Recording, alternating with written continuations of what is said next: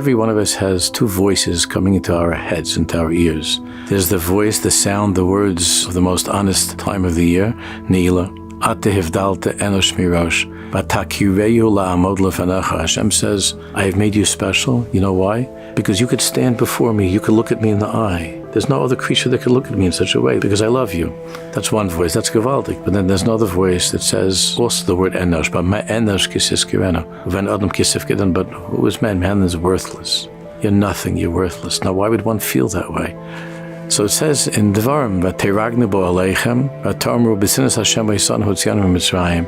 We were talking amongst ourselves in our tents that, Hashem hates us. That's why He took us out of Mitzrayim. How could a Jew come to that conclusion, that we're hated by Hashem? He did all the miracles for us. He split the sea, the man, the makkos. Of course Hashem loves us. How could we come to such a conclusion? So Sforno says, "Al shavadnu avadizar Mitzrayim," because we were going back to the past and we were thinking about the mistakes that we made. We were thinking about the ugliness of things that we had done in Mitzrayim, and that's what happens to us, the same thing, and that saps us of all of our koyach, of all of our strength.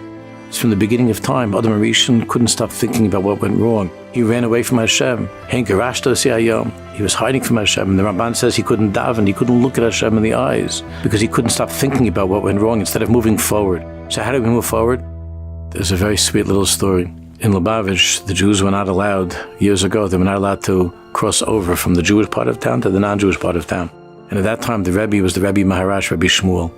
And one day, the Rebbe was deep in thought and contemplation, and he wasn't paying attention. He crossed into the non-Jewish section of town, which was a major violation. And all of a sudden, a Russian soldier came running after him and started to yell at him, "Who are you? Where are you going? What are you doing?" And the Rebbe Maharash was very startled.